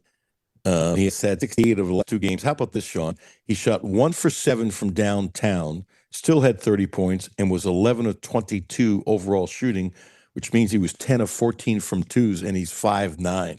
He's a hell of a player. And they need to play. Big-time player. Yeah, they need to. He's going to play in the NBA. He'd already be in the NBA if he was 6'1" or 6'2". Even at 5'9", I think he's going to play in the NBA forever. I could be wrong, but he gets a shot off everybody. He just jumps over people, and you've seen him. He's got pipes on him. He's built like a brick, what. So this is not a cupcake game. They should win. But it's not a cupcake game. And I said earlier this week, if they lose these 3 games, they're done for the NCAA tournament. It'd be too big of a hole to come back. If they win all 3, they're fine. If they go 2-1, I think they're going to be okay, potentially. Well, here's the deal. Everybody, the way this team is built and what they've been doing and the results we've been given, they're not a shoo-in to win any game that they're playing against in the SEC. Maybe Ole Miss, maybe South Carolina, but South Carolina just beat somebody the other day. This team just needs to find a way to win a game against somebody. It doesn't matter who it is. Yeah, I don't disagree with that. They have to win, period. Have to win. You're right. And look, did you see Vandy beat Bama 96-90? I looked at the clips. I did not watch the game, but I looked at the clips. It looked like a hell of a game. Vandy probably right now is the best team in the conference. Arkansas is playing really well. Cal looks relaxed. He's got great freshman guards. And he said the other day, I recruit freshmen, which means he's changed his mind again. And you know what? It's working. More power to him. And Mississippi State tied at the half, blew out Oklahoma 72-53. This doesn't look good for Kentucky. It just doesn't look good. This is the most competitive conference in America. We've already known that. So that's not a surprise. It's the surprise is Kentucky is not one of the top 2-3 teams in the league right now from a production standpoint. That's what scares everybody. But no, there's not a game in this league that you guarantee to win. I don't care who you are. Alabama thought that they, the way they treated Kentucky, and then when the way they've been playing all years thus far, to go, but we know how hard it is to go into Vandy. I don't care who you are too. So this league is unforgiving, and they don't care if you're struggling as a top team. You know what I'm saying? I see Kentucky beating LSU for sure. I see them beating Ole Miss for sure. Maybe South Carolina, Oklahoma, yeah. But other than that, it's going to be a dogfight. Can they beat anybody in this league? I think they can. Will they beat everybody in this league? The way they've been playing thus far, I don't know. Basically exactly how I feel. What's wrong with you? Hey, man, it doesn't take a rocket scientist to figure this one out, Bubs, and you know that. Yeah, well, if it took a rocket scientist, we'd both be in a heap of trouble. Let's be real. Right. Jimmy, do this. Would you queue up Gates? Sean, I talked to this with Mike DeCourcy, and I know you know Leonard, and my respect for Leonard Hamilton is absolutely off the charts. I said he belongs not only in the UK Hall of Fame, but he belongs in basketball Hall of Fame. What he did as an African American when there were no African Americans, how he created opportunities by being a class guy, and how he took care. The players from UK, back in the 80s, still love him. They love him. It's a lifetime relationship. And then as a head coach, now Gates, as you know, worked for Leonard. Leonard is like his father, and so he's a little biased, and he should be biased. There's nothing wrong with that. And this is clip number 3. It's about a minute long, and he talks about Leonard being in the Hall of Fame, what he meant for him. Sean, listen to this, and then I want you to comment. Here it is. Well, when we think about what Leonard Hamilton did at the University of Kentucky as the first black associate head coach in the SEC during a time where he was charged with a difficult task, how do you diversify Kentucky basketball? He was able to do that at a national level with his big-time recruits, that he put Joe B. Hall, the university, on the map in a certain way. For that alone, he should be in the Hall of Fame. Forget his head coaching career. He should be in the Hall of Fame because at that moment, the tradition that is here, he has a big part in it. And there's no doubt about it. At some point, he should have been the head coach at the University of Kentucky, but he wasn't. That's okay. He started Oklahoma State. He started Miami. He did what he did at Florida State. He researched and have a blueprint that I am excited to be a part of his tree, to be able to build something from the ground up. Now, at the end of the day, as a head coach, he deserves to be in the Hall of Fame. Sean, I agree with every single word of it. What say you? No doubt about it. It doesn't take a rocket science. Why isn't it done already? See, and that was my point. Leonard was kind enough to do the show after he announced he retired. It was a wonderful conversation. And then some people he ended up having phone call conversations with that he hadn't talked to in a while, which was also really lovely, by the way. And he's kept in touch, as you know, with a lot of people from Lexington anyway. But I'm kind of baffled, by the way, how he's not in the UK Athletics Hall of Fame and the college basketball Hall of Fame. I don't understand it, by the way. You know what it is? And I'm going to talk to my buddy Hoops, because I believe he believes he should be in, and he has pushed people. I'm going to talk to him privately. I'll say this now about how do you get Leonard Hamilton. And by the way, we're not best friends. I got along with Leonard great, but it's not like I've talked to him 30 times over the years. But my respect for him, he belongs there. Leonard Hamilton's handprint is all over this program. And And it started modern day basketball in the 70s, recruiting African American players and the top players in the country nationally started with Leonard Hamilton. Leonard Hamilton's vision and the way he did things was reason why Kentucky is what it is today from a modern day standpoint. He was one of the pioneers to bring Kentucky recruits in for the Hillbrook Classic. He was one of the pioneers to do a lot of things, and what he's done everywhere he's been been successful, and he's turning those places around. It's the same deal here. Kentucky's not Kentucky with Joe B. Hall without Leonard Hamilton. You know, Leonard Hamilton, quiet as kept. The reason why Sean Kemp and Sean Woods came here is because of Leonard Hamilton, even though he didn't coach us. Sorry for stepping on your show. My apologies. I don't think Joe B gets enough credit for hiring Leonard Hamilton.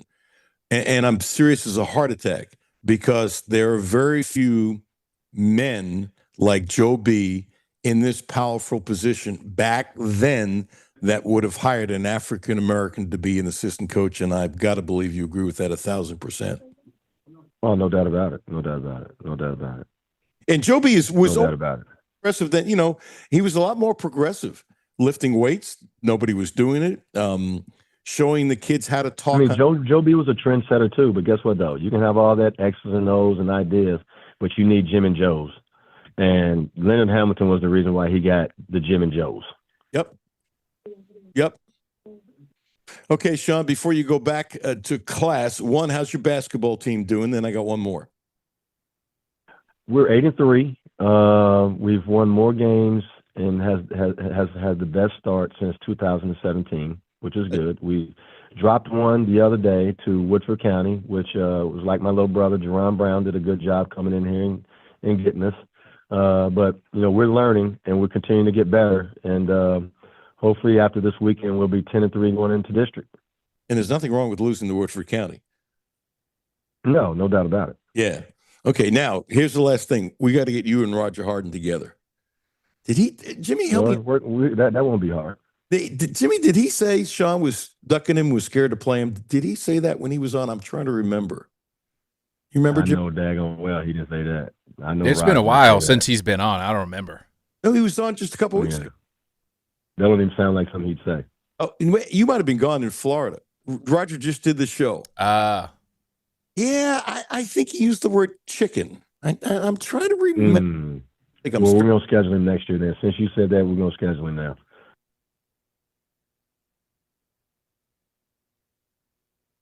You're so easy. By the way, he does want to play you. He does want to play I you. do too. And it'd be good. You know what I'm saying? There's no reason why we shouldn't. That's true. First of all, people know that I'm kidding you. He did say something. It wasn't chicken, though. Right. Come on, it hurts to be that honest to you, of all people. I should be able to. but I'm serious. Two big-time point guards, that are revered in the state. No doubt. I want to play. What I'm saying? Anthony Epps and I should play against each other. Boo Brewer and I should play against each other. So it's going to happen. Yeah. Okay. Well, if it doesn't happen last year, I'm going to call you a chicken because he said he's going to do it. So it's on you. That's no problem. The pressure's on you. No, all kidding. You'll get TV cameras showing up for that. No doubt about it. Which is good for promoting. January 23rd, this month, we're playing Bryan Station at Memorial Coliseum. Put that out there for me. Really? Yeah. How'd you get I got to go teach my class, but we're playing January 23rd against Bryan Station in Memorial Coliseum. Okay, we'll talk beforehand. Go teach your class. God bless you, brother. You're the best. All right, love you, Bubs. Oh, don't make me say phone. Don't make me say I love you back to you. Don't make me do it. Get off the phone. Get off the phone. I'm busy. Okay. He did hang up. He really was late for class. Did I skate without me saying I love you back to him? Yeah, well, you try. You would have. You just had to go. No. He had to get back to class. He's in the opening of the show. Isn't that enough? By the way, he's very proud of that moment, forcing me to say that. And by the way, I do love Sean Woods, but admitting it, is that a guy thing or is that guys and girls as well? It might be a guy thing. You have an answer for that, Jimmy? Is that a guy thing? To do what? I'd say I love you. I do Sean Woods, but we go back. 90s, all the things we have done and been through and all that kind of stuff, it's off the charts. It really is. It's absolutely off the charts. And I tell you what has been off the charts, all the things I've been through in a good way with Blue Lotus Health. 859-533-0914, 859-533-0914. Acupuncture. Now also providing a licensed massage therapist. Acupuncture. Ramon helped my neck the other day tremendously. On Versailles Road. Please use my name. Check him out. There are so many different things that he can help through the needles and acupuncture, from parasite to energy to confusion to headaches to dizziness to seizure to hand pain to arm pain, neck and shoulder, low back, foot pain, sciatica, myopathy. It's a long list. Please use my name. Check him out. He's a really smart man, and he really cares. Sometimes he's so smart it kind of baffles me. I shouldn't say it, but it's the truth. Blue Lotus Health, 859-533-0914. Alan Cutler, 1300 AM. Jim Master coming up in a couple minutes. 1300 AM, 92.5 FM.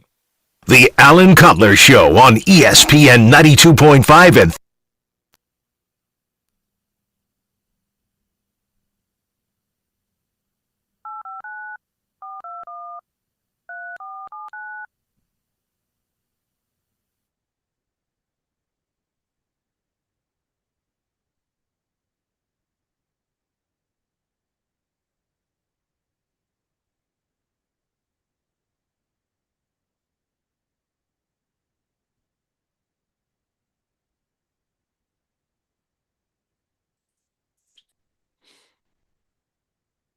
Protected from life's uncertainties. Reach out to AJ Boss or Zach Bennett at 859-263-2771 to see if auto owners insurance makes sense for you.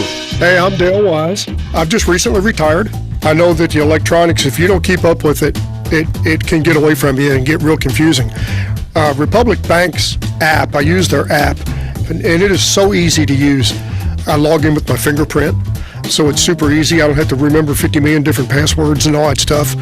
And it lays it out just real nice. That's Dale's story. Now let's get to work on yours. Republic Bank. Time to thrive. Member FDIC. Data rates may apply. This is Alan Cutler. When you're driving around Lexington, confidence matters. Safety isn't a slogan to me, it's real life. That's why we trust Volvo. We love our Volvo. And Quattro Volvo has been part of the community for a long time. Brentley and Mark are friends of mine, and they run the dealership the right way with care, integrity, and respect.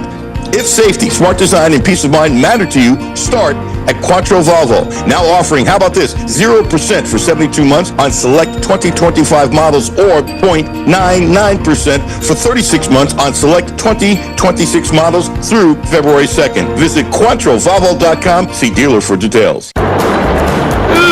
Baby, it's cold outside. Uncle Rick, warm yourself up with a hot coffee or cappuccino at Clark's Pub and Shop.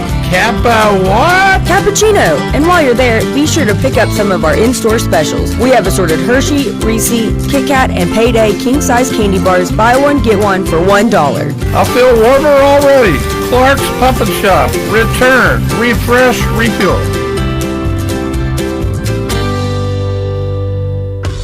back to No Filter Radio with Alan Cutler. Podcasts on Apple, Spotify, and Google, Monday through Friday. Alan Cutler, 1300 AM, 92.5 FM. This is not a slide about anybody on Kentucky Today, but I would take Jim Master in a free throw shooting contest now over anybody in the Kentucky team this year. He could shoot. A prestigious member of the 1,000-point club with almost 1,300 points, played for Joe B. from 80 to 84. A man who loves Kentucky, like Sean Woods loves Kentucky. He's probably not happy this morning. Jim Master. Hello, Jim. How are you, dude? Thanks for giving me some time. Jim, are you there? Jimmy, is he there? Yeah, it says he's there. Huh. Let's try it one more time. Can you call him? Do we need to take a quick break? I don't think we should. It says he's here on the phone. Jim? Huh. All right, let's do this. Let's take a quick break, and we'll try him again. Let's double-check the number. Alan Cutler, Jim Master coming up next, 1300 AM, 92.5 FM. No Filter Radio with Alan.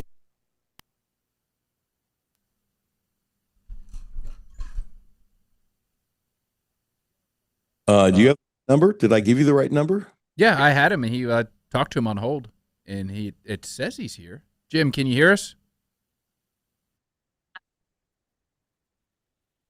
I guess I'll hang up, and I will try to call him again, I guess. Yeah, do that. 421-3479, right?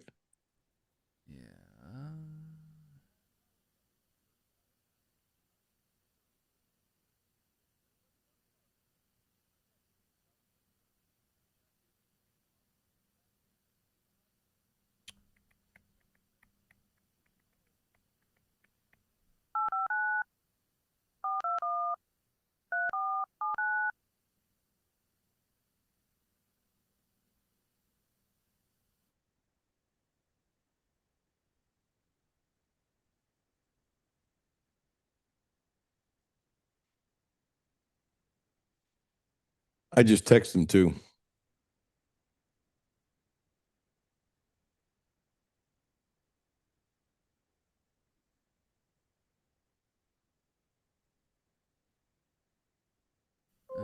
Jim, can you hear us now?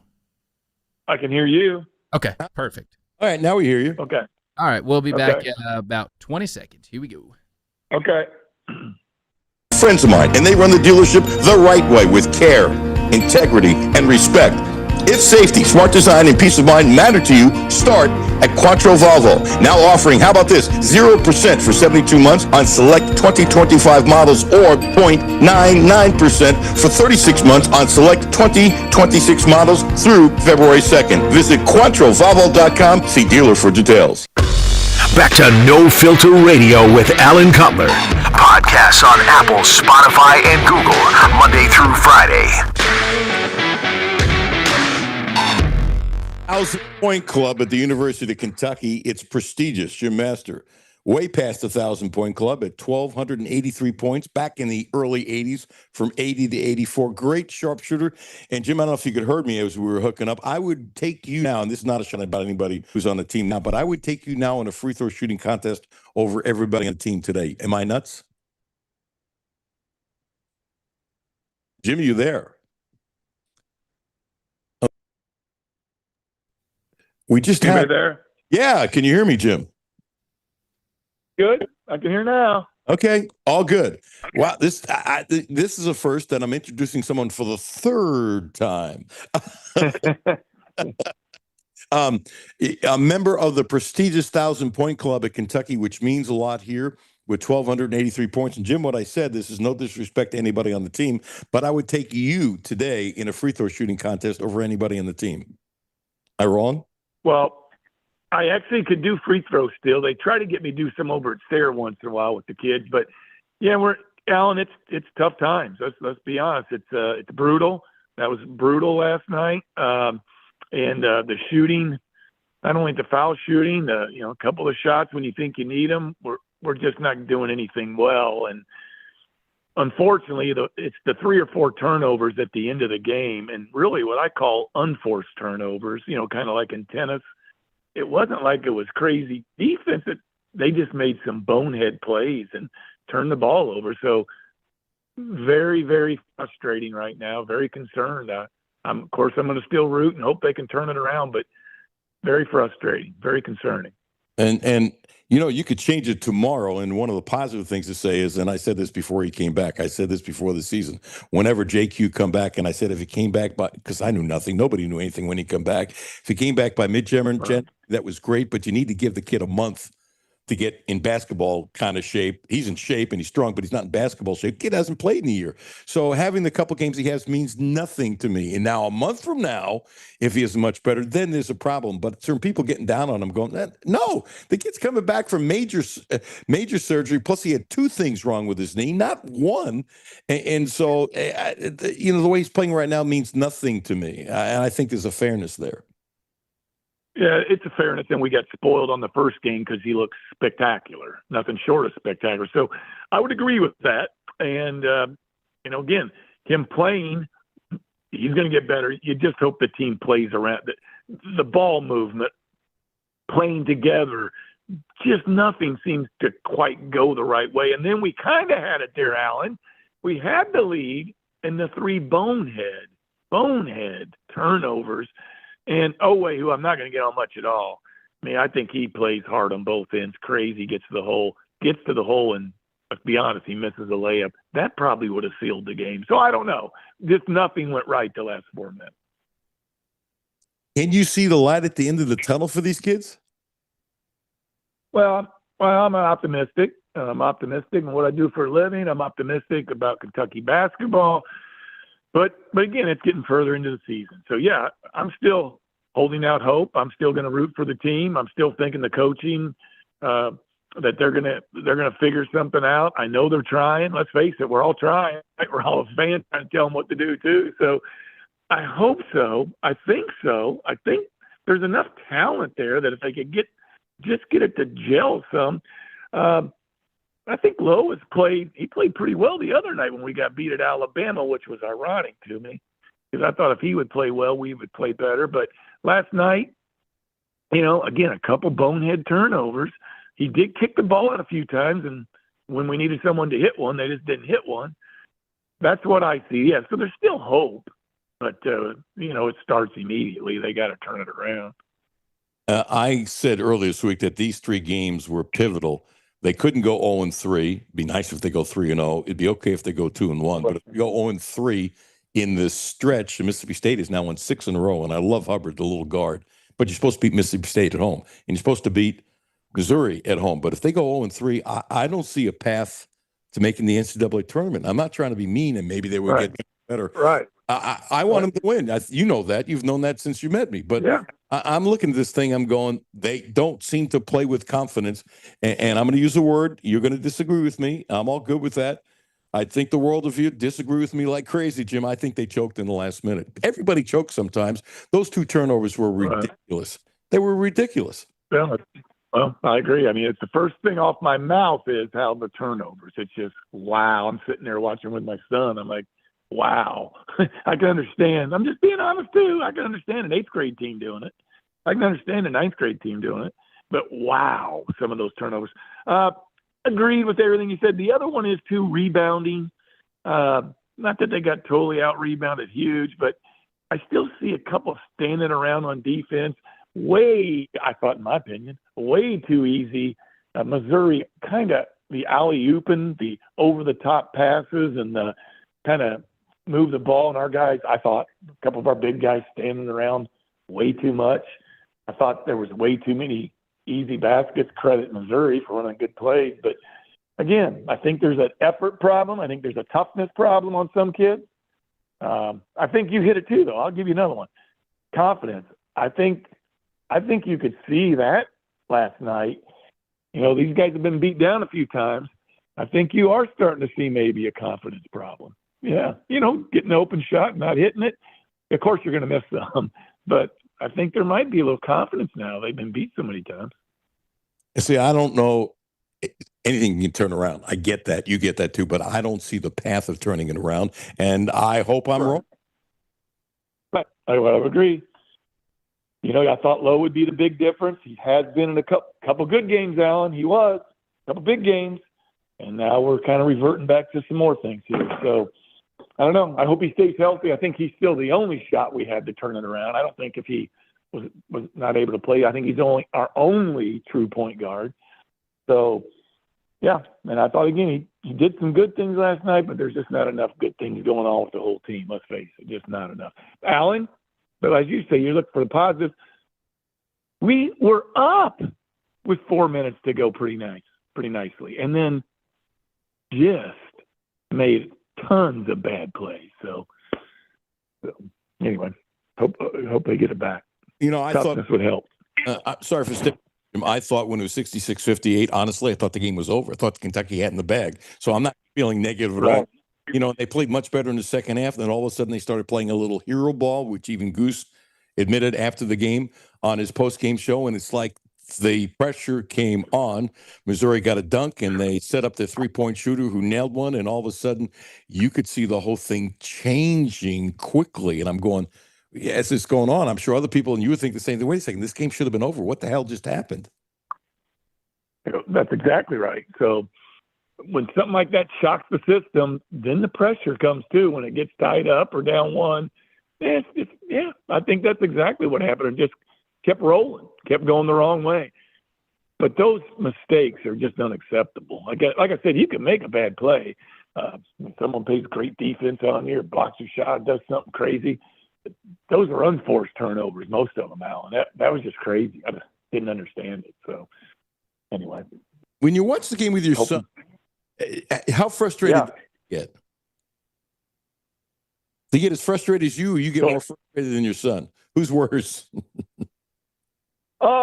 Well, of course, I enjoy watching my son. I try to point out, fun things. He knows, point things out to him. He's getting better about, So, just like Leo, what should you do there? Or, this player should have done that. Or, do you see that move there? And so little things like that. I hate to point out the defensive lapses because I thought there were a few last night. I'm sure Coach Pope saw them too. So, yeah, it's fun to watch. Fun to watch with your kids and try to explain to them, But just like Coach Pope, I'm sure he's explaining to his kids too. Sometimes they still don't do it, right? Sometimes they don't get it. So it's all part of it. Hope they do. Yeah, it is all part of it. If you're running practice today, what would be the first thing you would say to your kids for Kentucky? If you were running practice today, what would you say? Yeah, it's a good question. I really, truly think what I would say first, I try to think of I might try something positive first and then get into it. Like, guys, I still believe there's a path. I still believe in you, but we got to get tougher. We got to get meaner. We got to block out. And we're starting on defense again today. Here we go. And we're going to work and we're going to keep doing this. And that's all you can do in life. You got to keep working, keep doing it. I still am shocked, Alan, that we're not better. I am. I'm shocked. But I would keep working, keep doing it. Let's see what happens. Keep moving the ball, guys. Move the ball. But toughness is a big one. Toughness. They got to show more toughness.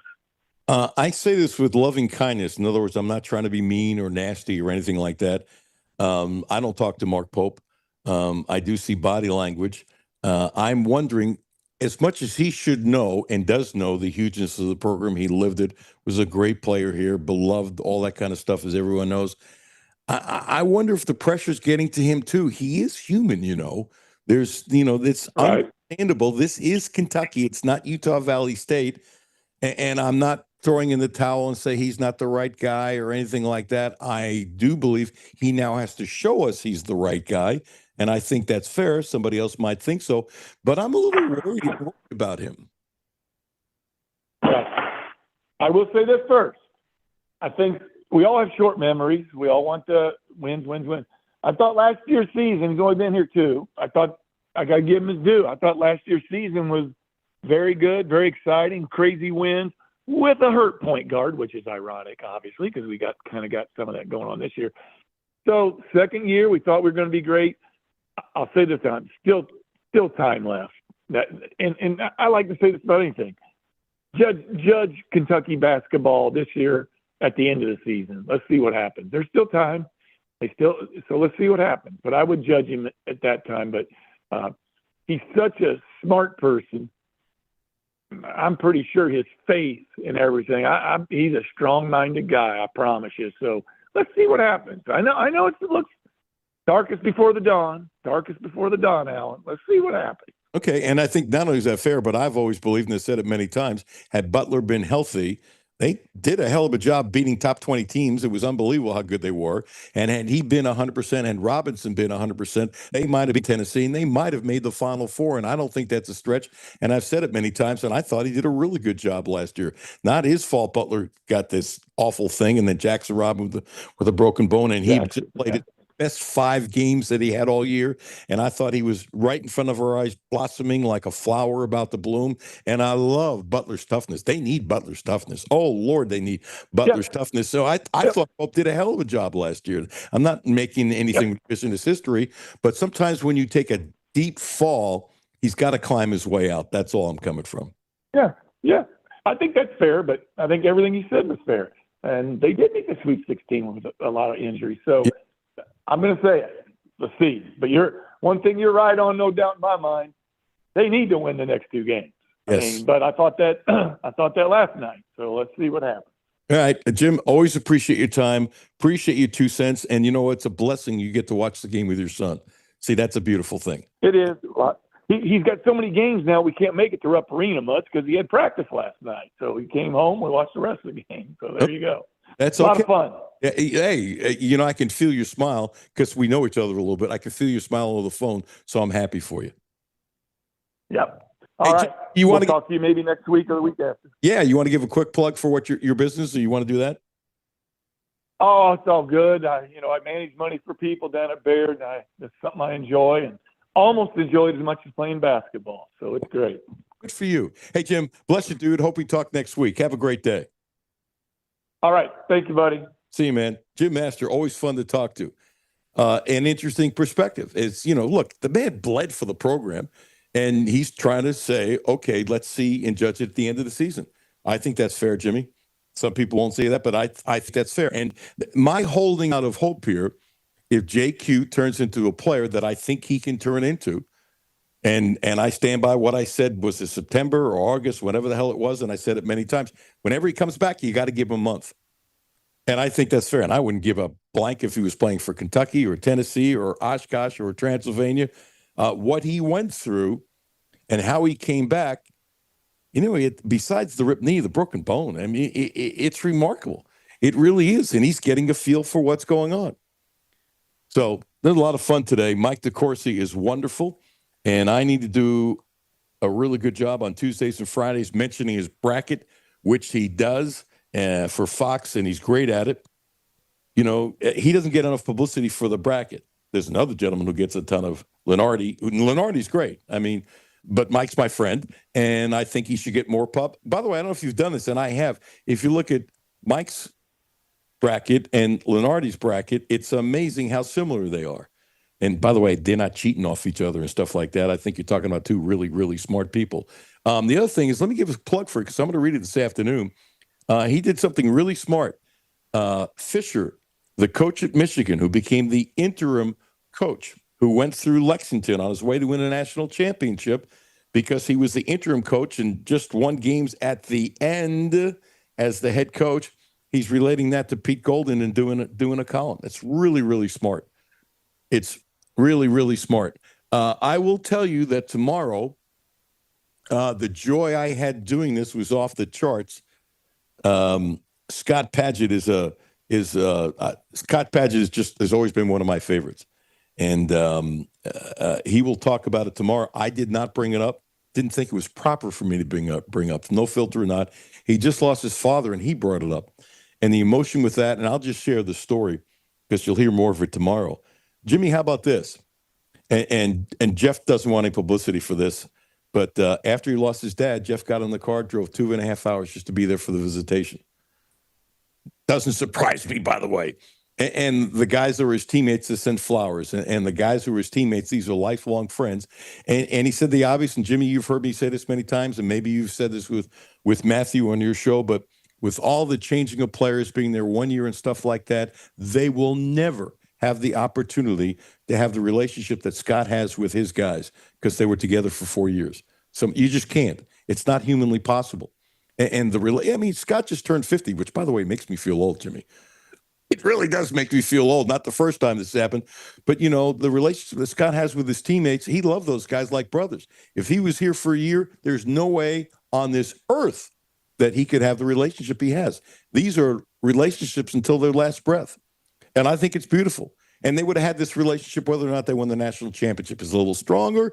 Absolutely, unequivocally. But, these guys went through tough times. And I think there are too many players, this is not new, who move to a different school when times get tough instead of staying and fighting and growing and improving. And I think it's kind of sad. I really do.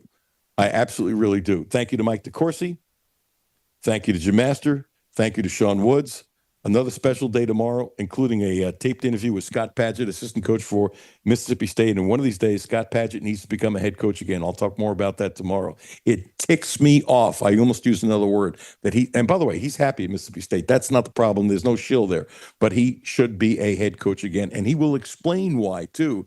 And it's powerful and it's honest. And I couldn't agree with him more, not because I like him so much, because I couldn't agree with him more. And how he lays it out. It's really, Jimmy, a special thing. So that'll be tomorrow at 12:30. And Mark Pope is talking at noon, so we'll have that live. Got a busy day going up tomorrow, and Jimmy will play some more sound bites tomorrow. We didn't play the Stein sound bites. Jimmy, shame on me. Did we have time to play it? No. Save them for tomorrow. Is that cool? They'll still be here. Okay, I know. I'll keep them safe. It's really working.